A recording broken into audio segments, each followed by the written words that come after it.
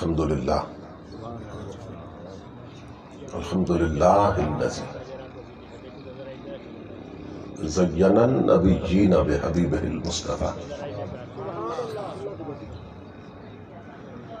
ومن علی المؤمنین بنبیہ المجتبیٰ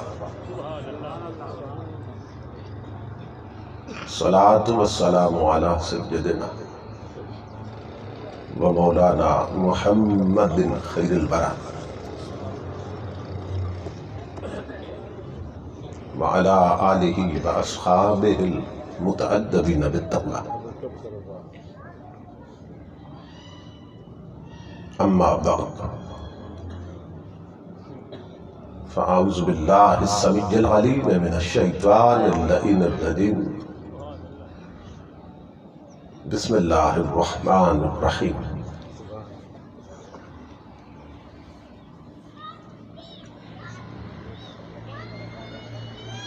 وما ارسلناک الا رحمتا للعالمین صدق اللہ مولانا العظیم ان اللہ وملائکتہ یصلون علی النبی یا ایہا الذین آمنوا صلوا علیہ وسلموا تسلیما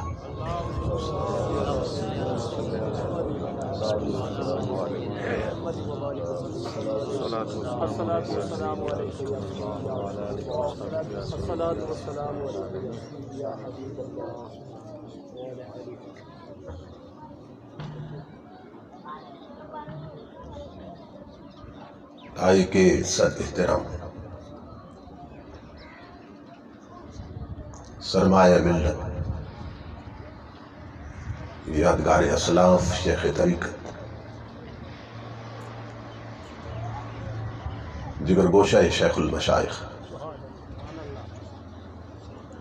حضرت قبلہ صاحبزادہ پیر عاشق حسین بارہوی صاحب دامت برکاتہم العالیہ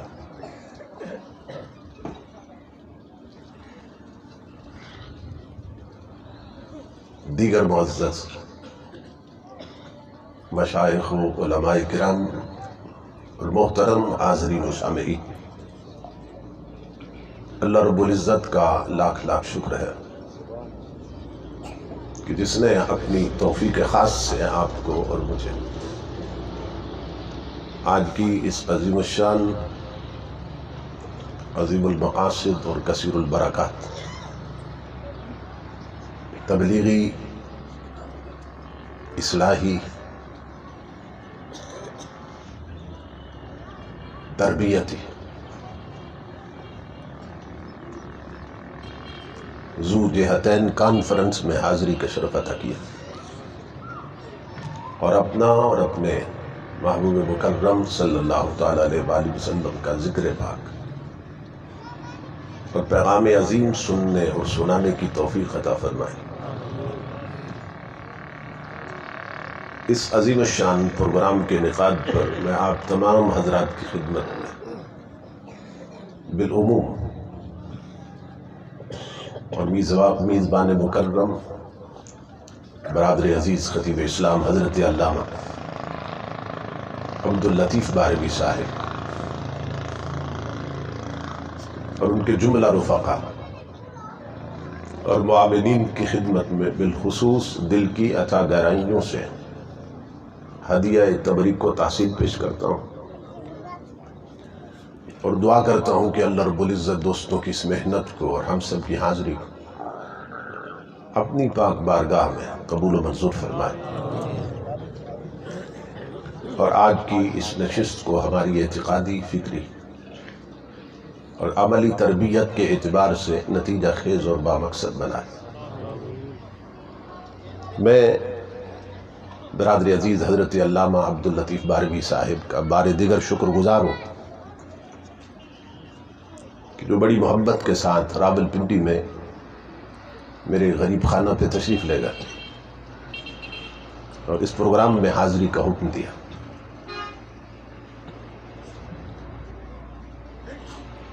اس پروگرام میں اپنے آپ کو موجود پا کے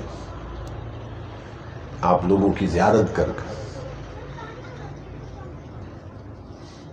حضرت قبلہ پیر صاحب سے شرف ملاقات حاصل کر کے بہت زیادہ قلبی مسرت محسوس کر رہا ہوں۔ اللہ رب العزت ان محبتوں کو قبول کرے کہ جو نبی اکرم صلی اللہ تعالی علیہ وآلہ وسلم کی نسبت سے قائم۔ یہ تعلق ایسا تعلق ہے کہ ہم کسی بھی علاقے میں چلے جائیں، اجنبیت کا ماحول نہیں رہتا، جہاں بھی جائیں حضور کے غلام ہوتے ہیں، اور ایسا لگتا ہے کہ اپنوں سے اٹھ کر پھر اپنوں میں آ گئے۔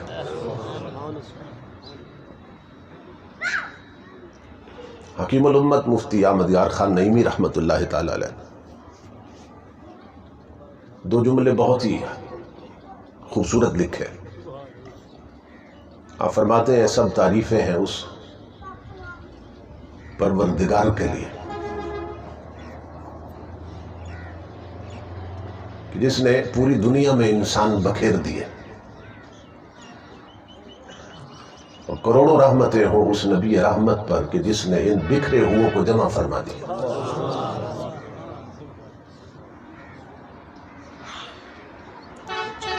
ساری حمدیں ہیں اس ذات بے ہمتا کے لیے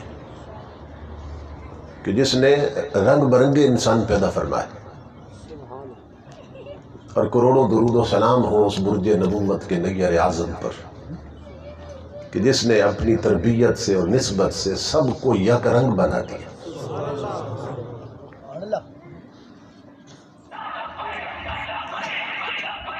یہ ہماری خوش بختی ہے کہ ہم نبی اکرم صلی اللہ تعالی علیہ وآلہ وسلم ذکر پاک کی مجلس میں حاضر ہیں، اور حضور کی بارگاہ میں اپنی عقیدتوں کا خراج پیش کر رہے ہیں۔ یہ جو مجلس ہے اس کی اہمیت و عظمت کو نبی اکرم صلی اللہ تعالی علیہ وآلہ وسلم نے ایک حدیث پاک میں خود بیان فرمایا۔ آپ نے ارشاد فرمایا اذا مررتم بریاض الجنت فرتو، کہ میرے غلاموں جب جنت کے باغوں میں جاؤ تو پھر اپنی خوراک لے لیا کرو،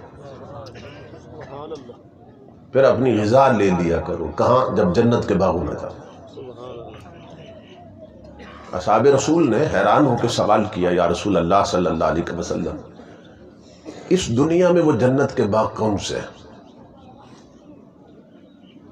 تو نبی اکرم صلی اللہ تعالی علیہ وآلہ وسلم نے جواب دیا مجالس الذکر وفی روایت مجالس العلماء۔ آپ نے فرمایا کہ جس جگہ پہ میرے غلام بیٹھ کر اللہ کا اور میرا ذکر کرتے ہیں، اور جہاں علماء کی مجلس جمی ہوتی ہے، وہی جگہ جنت کا باغ ہوتی ہے۔ اس حدیث رسول کے مطابق اس وقت ہم جنت کے باغ میں ہیں۔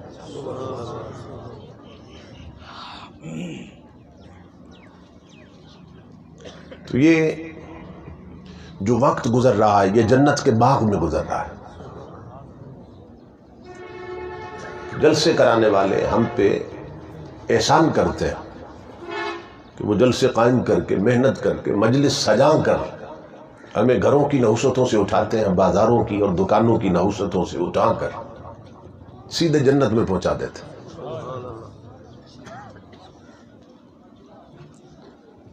اس وقت ہم جنت کے باغ میں، اور پھر یہ دوہری جنت ہے اس لیے کہ مسجد خود جنت ہے۔ جنت کے پڑوس میں پھر جنت سجا کے بیٹھے، جنت کے ساتھ جنت بن گئی۔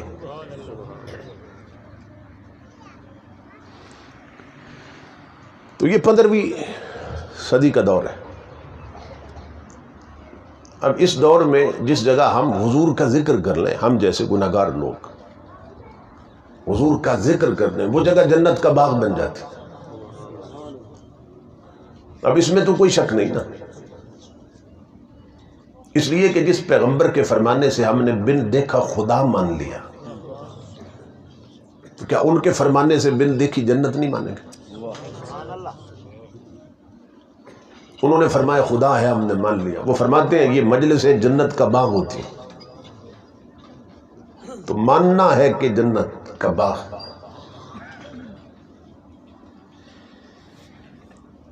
لیکن یہ باغ فی الحال نظر نہیں آتا. اللہ رب العزت دکھاتا نہیں ہے وہ باغ. دکھا سکتا ہے مگر نہیں دکھاتا. کیوں؟ اس لیے کہ وہ دکھا کے منوانا نہیں چاہتا،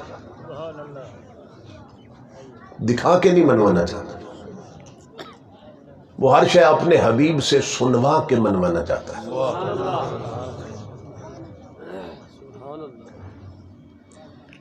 کیونکہ اگر ہم دیکھ کے مانیں گے نا تو پھر وسیلہ ہماری آنکھیں بنے گی ماننے کے لیے، اور اگر سن کے مانیں گے تو وسیلہ مصطفیٰ بنے گے. وہ نہیں چاہتا کسی مقام پر امت کے ہاتھوں سے حضور کا دامن چھوٹنے پائے. تو یہ 15ویں صدی ہے. ہم جیسے لوگ جہاں صرف ذکر رسول کر رہے ہیں وہ جگہ جنت کا باغ ہو گئے. اب آپ تصور کریں کہ ابو بکر عمر عثمان و علی طلحہ بلال اور اصحاب رسول کی ان مجلسوں کا مقام کیا ہوگا کہ جہاں صرف ذکر رسول نہیں ہوتا تھا، خود ذات رسول بھی ہوتی تھی. تو اصحاب رسول کی محفلوں کے مقام کو کوئی پا سکتا؟ اگر یہ پوچھا جائے کہ سب سے آئیڈیل دور کون سا ہے، مثالی دور کون سا ہے حضور کی امت میں، آپ جانتے ہیں کہ وہ حضور کے صحابیوں کا دور، حضور کا دور، حضور کے غلاموں صحابہ کا دور. تو امام الانبیاء کے غلاموں، اس حدیث پاک میں حضور نے ہمارے گھر میں جو پریشانیاں ہیں نا، جو نحوستیں ہیں، جو جھگڑے ہیں، جو سینوں میں بغض پلتے ہیں، کہیں ساس اور بہو کے جھگڑے ہیں، کہیں اولاد اور ماں باپ کے جھگڑے ہیں، کہیں اڑوس پڑوس کے جھگڑے ہیں، کئی نندوں کے جھگڑے ہیں. جتنی نحوستیں گھروں میں، حضور نے اس ایک حدیث میں سب کا علاج بتا دیا.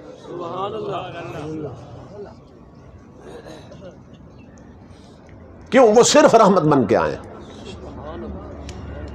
امام الانبیاء کا اگر ایک ارشاد بھی مان لیا جائے تو زندگی کا کانٹا بدل جاتا، زندگی کا رخ پلٹ جاتا. حضور نے فرمایا جہاں اللہ اور اس کے محبوب کا ذکر ہو وہ جگہ جنت کا باغ ہو جاتی.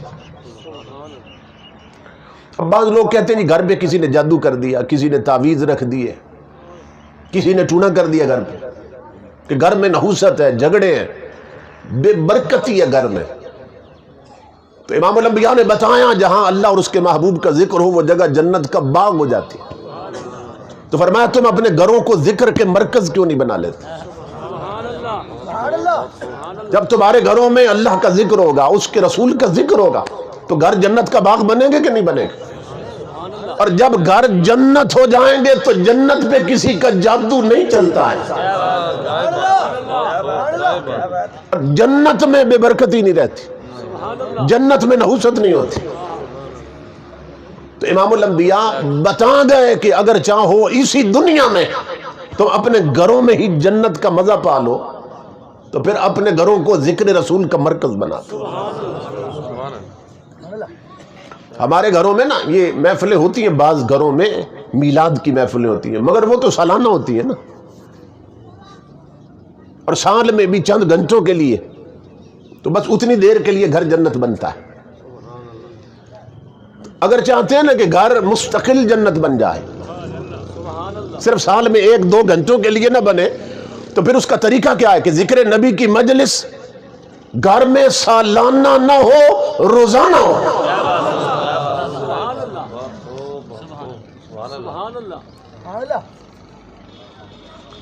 یعنی گھر میں جتنی عورتیں ہیں وہ سب نماز کے وقت مصلی پہ ہوں. ایک نماز سے اگلی نماز کا انتظار بھی عبادت. یعنی اگر گھر کی افراد نے فجر کی نماز پڑھ دی اور پھر وہ عورتیں زور کے انتظار میں تو گھر میں پورا وقت ہی عبادت میں گزر رہا. حضرت داؤد علیہ السلام اور حضرت سلیمان علیہ السلام اللہ کے پیغمبر ہیں، مگر گھر میں ٹائم ٹیبل ایسا بنا رکھا تھا، نظام الاوقات ایسا وضع کر رکھا تھا کہ اپنی بیویوں میں، بیٹیوں میں، بیٹوں میں وقت تقسیم کر دیا تھا 24 گھنٹوں کا، کہ 2 گھنٹے کے لیے ایک بیٹا اگر مصلی پہ ہے نا گھر میں اللہ کا ذکر کر رہا تو اس کے اٹھنے سے پہلے دوسرا بیٹا مصلی بچھا کے بیٹھ جاتا تھا، اس کے اٹھنے سے پہلے بیٹی بیٹھ جاتی تھی، اس کے اٹھنے سے پہلے بیوی بیٹھ جاتی تھی. تو مفسرین لکھتے ہیں کہ ان پیغمبروں کے گھروں میں 24 گھنٹوں میں 1 منٹ اور سیکنڈ بھی ایسا نہیں گزرتا تھا کہ جب رب کا ذکر نہیں ہو رہا ہوتا. اب یہ ہمارے اپنے ہاتھ میں ہے، ہم چاہیں تو گھر کو 1 گھنٹے کے لیے جنت بنا لیں یا گھر کو ہمیشہ کے لیے جنت بنا لیں. تو گھر جنت بن سکتے ہیں، لیکن اس میں ضروری ہے کہ پھر گھر میں جو رہنے والے ہیں نا وہ عمل وہ کریں جو جنتیوں والے ہیں. ہم گھروں میں عمل وہ کرتے ہیں جو جہنم لے جاتے ہیں، اور طلب یہ رکھتے ہیں کہ گھر جنت ہو جائے. اس طرح گھر جنت نہیں بنتا. یہ جو ملکہ زبیدہ تھی نا، ہارون رشید کی بیوی، اتنے بڑے بادشاہ کی یہ بیگم ہے کہ انگریز ہسٹورین لکھتے ہیں، تاریخ دان، وہ کہتے ہیں کہ سورج چڑھتا بھی اس کی سلطنت میں تھا، ہارون الرشید کی، اور ڈوبتا بھی اس کی سلطنت میں تھا. 3 بر اعظم اس وقت مسلمانوں کی سٹیٹ میں آتے، سلطنت میں آتے، اور آج ایک چھوٹا سا ملک ہم سے سنبھالا نہیں جا رہا اور اس کو برباد کر کے رکھ دیا. اتنے بڑے بادشاہ کی بیوی ہے، اتنے بڑے بادشاہ کی بیگم، کہ ہارون دیکھتا کہ بادل کا ٹکڑا اٹھا ہے تو بادل کے ٹکڑے کو خطاب کرتا، اسے کہتا کہ او بادل کے ٹکڑے، تو جس مرضی ہے، جس زمین پہ تیری مرضی ہے جا کے بارش برسا. بادل کے ٹکڑے کو کہتا جس زمین پہ مرضی ہے جا کے بارش برسا، اس لیے کہ جہاں بھی تیری بارش برسے گی وہاں محمد عربی کے غلام کی حکومت ہوگی، اور اس زمین کا خراج میرے خزانے میں آئے گا. اتنی بڑی سلطنت تھی. تو جب بادشاہ اتنی بڑی سلطنت کا ہے تو بیگم کے کتنے نخرے ہونے چاہیے تھے. آج تو ایک اے سی کی بیگم کا نخرہ نہیں اٹھایا جاتا، ایک ڈی سی کی بیگم کا نخرہ نہیں اٹھایا جا سکتا، اتنے نخرے ہیں. تو وہ اتنی بڑی سٹیٹ کا حکمران، مگر بیوی ملکہ زبیدہ خشیت ایزدی میں ڈوبی رہتی. زبیدہ نے 300 حافظ قرآن لونڈی خریدی تھی. اس وقت لوگ لونڈیاں خریدتے تھے نا، تو اس اللہ کی بندی نے جو لونڈی خریدی وہ قرآن کی حافظ ہوتی تھی، اور 300 حافظ قرآن لونڈیاں خریدی تھی اس نے. اور جب سب کو جمع کیا تو انہیں بتانے لگی تمہاری ڈیوٹی صرف اتنی ہے، تم میرے محل میں رہو گی میرے ساتھ، جو میں پہنوں گی وہ تمہیں پہناؤں گی، جو میں کھاؤں گی تمہیں کھلاؤں گی، جو پیوں گی تمہیں پلاؤں گی. کھانے پینے میں، پہننے میں فرق نہیں ہوگا، رہنے میں فرق نہیں ہوگا، لیکن اپنی ڈیوٹی سنبھال لو تم سب حافظ قرآن، اور اپنا وقت تقسیم کر لو. میری طلب یہ ہے کہ میری کوٹھی اور محل میں 24 گھنٹوں میں 1 منٹ بھی ایسا نہ گزرے جب رب کے قرآن کی تلاوت نہ ہو رہی ہو.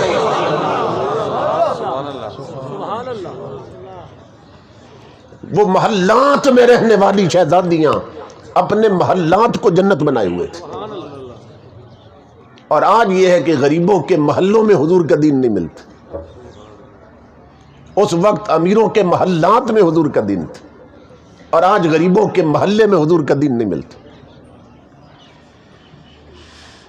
لیکن جس سے پوچھو وہ کہتا ہے میں مسلمان ہوں. ہر کوئی اپنے آپ کو مسلمان کہتا، لیکن عمل میں، گھر میں، ماحول میں اسلام نظر نہیں آتا.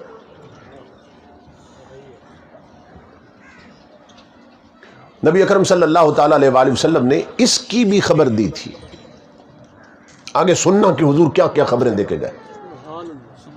اس کی بھی حضور نے خبر دی تھی کہ میری امت پہ ایک وقت آئے گا لا یبقى من الاسلام الا اسمہ ولا يبقى من القرآن الا رسمہ.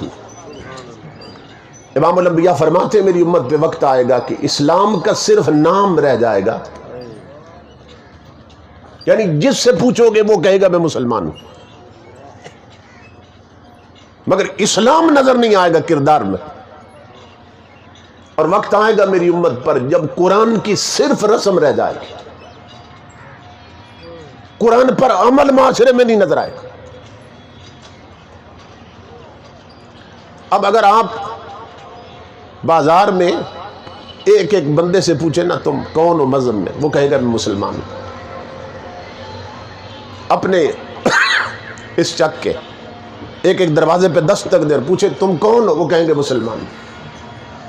ریڑی والے کون، مسلمان. کھوکھے والے کون، مسلمان. کچہریوں میں کون، مسلمان. جج مسلمان، وکیل مسلمان، دکاندار مسلمان، ہماری اسمبلیوں میں بیٹھنے والے سب مسلمان.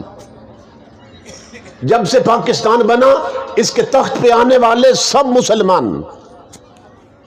کوئی ہندو اور کافر کبھی تخت پہ نہیں آیا ہمارے ملک، وہ سب مسلمان تھے، یعنی اپنے آپ کو سب مسلمان کہتے تھے. ایوب خان مسلمان. میں نے جب شعور کی آنکھ کھولی تو ایوب کا دور تھا. ایوب خان مسلمان، پھر یحییٰ خان مسلمان، بھٹو مسلمان، اس کے بعد ضیاء الحق مسلمان، پھر بے نظیر مسلمان، نواز شریف مسلمان، زرداری کہتا ہے میں مسلمان، جنرل مشرف کہتا ہے میں مسلمان، عمران خان کہتا ہے میں مسلمان. جتنے آتے رہے وزرائے اعظم یا صدور کہتے ہیں سب مسلمان. امام الانبیاء کی حدیث پوری ہو رہی ہے کہ صرف نام رہے گا اسلام. میرے آقا کے غلاموں، جب فٹ پاتھ سے لے کر اسمبلی ہال تک سب مسلمان ہیں، جب جھگی سے لے کر تخت تک سب مسلمان ہیں، تو پھر سوال یہ ہے ملک میں کملی والے کا اسلام نافذ کیوں نہیں ہوتا؟ نعرہ تکبیر، نعرہ رسالت، نعرہ خلافت، نعرہ حیدری، آستانہ علیہ پیر سواگ شریف، آستانہ علیہ پیر بارو شریف، تاجدار ختم نبوت، تاجدار ختم نبوت. اس کا مطلب یہ ہے کہ صرف نام کے مسلمان، کام کے مسلمان نہیں، کردار کے مسلمان نہیں. تو ہر شخص کو اپنے گریبان میں جھانکنا ہے، اجتماعی طور پر پوری قوم کو، انفرادی طور پر ہر فرد کو اپنے گریبان میں جھانکنا کہ میں کس درجے کا مسلمان ہوں. قرآن پاک کی ایک آیت ہے، اللہ رب العزت نے فرمایا یا ایھا الذین آمنوا ادخلوا فی السلم کافہ، اے ایمان والو پورے کے پورے اسلام میں داخل ہو جاؤ، پورے کے پورے، سارے کے سارے اسلام میں داخل ہو جاؤ. یعنی یہ نہیں کہ صرف سارا اندر رکھو اور باقی جسم سارا باہر رکھو، یا پاؤں اندر رکھ لو اور باقی جسم باہر رکھ لو. کہا نہیں، پورے مکمل اسلام میں داخل ہو جاؤ. آدھے تیتر اور آدھے بٹیر نہ بنو.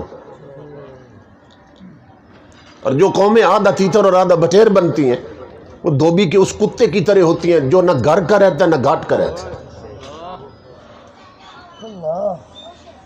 آج اسی لیے ہم ٹھوکر کھا رہے ہیں، اس لیے کہ ہمارے دو منہ ہیں، دو کردار بن گئے. دو منہ ہیں، دو کردار. امام الانبیاء کے غلاموں کہ جب کوئی جلسہ ہوتا ہے نا یا جمعہ آتا ہے تو ممبر کے سامنے، سٹیج کے سامنے بیٹھ کے تقریر بھی سن لیتے. اور جب کسی بچے کی شادی ہوئی تو ناچنے والیاں منگوا کر سامنے بیٹھ کے رقص بھی دیکھ لیے.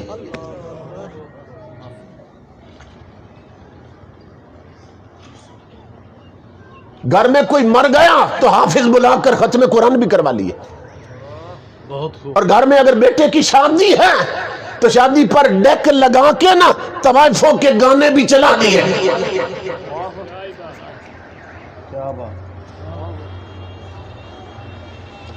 گھر کی الماری میں قرآن بھی پڑا ہے اور مطالعہ کی میز پر فلمی میگزین بھی پڑے.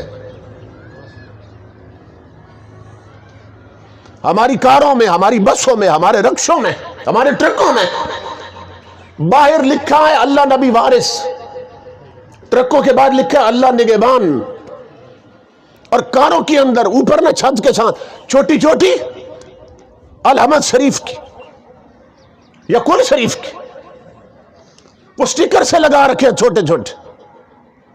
لیکن سفر کے دوران 4 گھنٹے کا سفر ہے تو اسی کار میں سی ڈی چلا کے گانے بھی سنتے جاتے ہیں.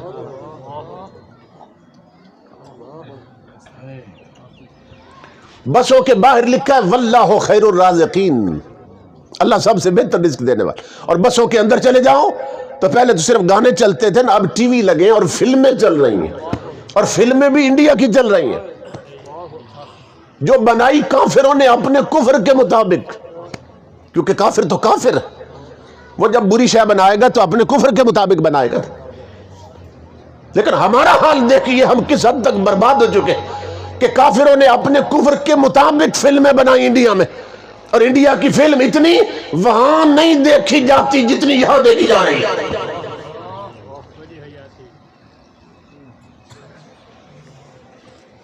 کشمیر کی آزادی کا جلوس نکلتا ہے نا، میرا انگلینڈ میں خطاب تھا برمنگم میں کشمیر کے حوالے سے، تو میں نے کہا بھئی کشمیر کی آزادی کے تم جب جلوس نکالتے ہو تو جھنڈے پکڑ کے سب سے آگے ہوتے کہ کشمیر کو آزاد کرائیں گے، مگر بڑے مجمع مجھے کوئی بتائے کہ جس کے گھر میں رات کو سونے سے پہلے انڈیا کی فلم نہیں دیکھی جاتی ہے.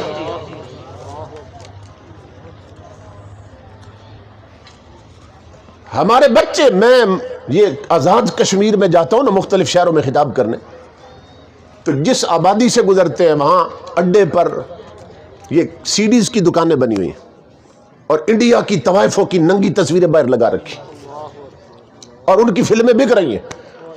اسی ملک کا ایک حصہ یعنی مقبوضہ کشمیر، وہاں آگ لگی ہے، وہاں ہندو ان کی بیٹیوں کی عزتیں تار تار کر رہے ہیں، وہاں گھر جل رہے ہیں، وہاں وہ خون کی ہولی کر رہے ہیں، اور آزاد کشمیر میں انڈیا کی فلمیں بیچی جا رہی ہیں. انجام غلامی کیا کہ یہ بربادی سی بربادی ہے. جو درس ہے بطحا نے دیا وہ درس پڑھانا بھول گئے. عبرت کا مرقع یہ پستی اور قابل حیرت یہ مستی، اوروں کو جگانا یاد رہا خود ہوش میں آنا بھول گئے. ہم کس راستے پہ چل رہے ہیں؟ یہ مسلمان قوم کا بدبختی کا مزاج بن گیا کہ جب غلام بنا لی جائے پھر پیٹتی ہے، اور آزاد ہو جائے پھر ناچتی ہے ڈھول کی تاپ پر. غلام بن جائے پھر پیٹتی ہے، آزاد ہو جائے پھر ناچتی. نہ اسے غلامی میں خدا یاد آتا ہے نہ اسے آزادی میں خدا یاد آتا ہے.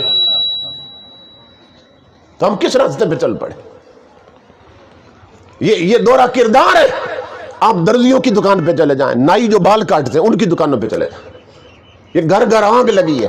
نائیوں کی دکان، درزیوں کی دکان، اوپر آپ دیکھیں گے یا اللہ یا رسول اللہ کے سٹکر لگے ہیں، اوپر لگا رکھے، فریم لگا رکھے ہوں، کسی نے سورہ یاسین کا لگا رکھا، اور اندر کیبل کا کنیکشن بھی لے رکھا، ٹی وی لگا، یا دیوار پر طوائفوں کی تصویریں لگی ہوں گی.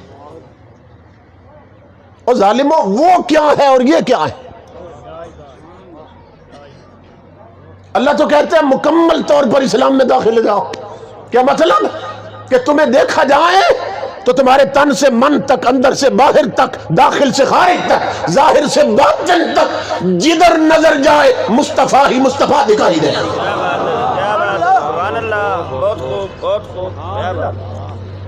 تاجدار کائنات کی غیرت کا حال یہ تھا. حضور کے سامنے ایک صحابی آئے، عبداللہ بن عمرو، انہوں نے صرف اس رنگ کے کپڑے پہن رکھے تھے کہ جس رنگ کے کپڑے اس دور میں کفار پہنتے تھے. باقی جو لباس تھا نا وہ پورا لباس اپنی کٹنگ میں، بناوٹ میں، ساخت میں سلا ہوا شریعت کے مطابق تھا. کیونکہ لباس کی ایک بناوٹ ایسی بھی ہے جو شریعت کے خلاف ہے، وہ میں آگے عرض کرتا ہوں۔ اب ان کا پورا لباس بنا ہوا شریعت کے مطابق تھا، صرف رنگ ملتا تھا کافروں کے کپڑوں کے رنگ کے ساتھ، صرف رنگ میچ کر رہا تھا۔ تاجدار کائنات کی جب نگاہ پڑی تو چہرہ اقدس کا رنگ بدل گیا، کیونکہ حضور کے دل میں جب غصہ آتا تھا نا تو چہرے پر بھی وہی نمایاں ہو جاتا تھا، یعنی ظاہر باطن ایک تھا حضور کا۔ اندر خوشی ہے تو چہرہ بھی کھل اٹھتا تھا، اندر غم اور غصہ ہے تو چہرے پر بھی غصہ آ جاتا تھا۔ امام الانبیاء صلی اللہ علیہ وسلم نے فرمایا ان ھذہ من ثیاب الکفار، درود پاک پڑھی۔ نعرہ تکبیر، نعرہ رسالت، نعرہ خلافت، نعرہ حیدری، آستانہ علیہ پیر سواگ شریف، آستانہ علیہ پیر بارو شریف، لبیک لبیک لبیک لبیک یا رسول اللہ، لبیک لبیک لبیک لبیک یا رسول اللہ، لبیک لبیک لبیک یا رسول اللہ۔ تاجدار ختم نبوت، تاجدار ختم نبوت۔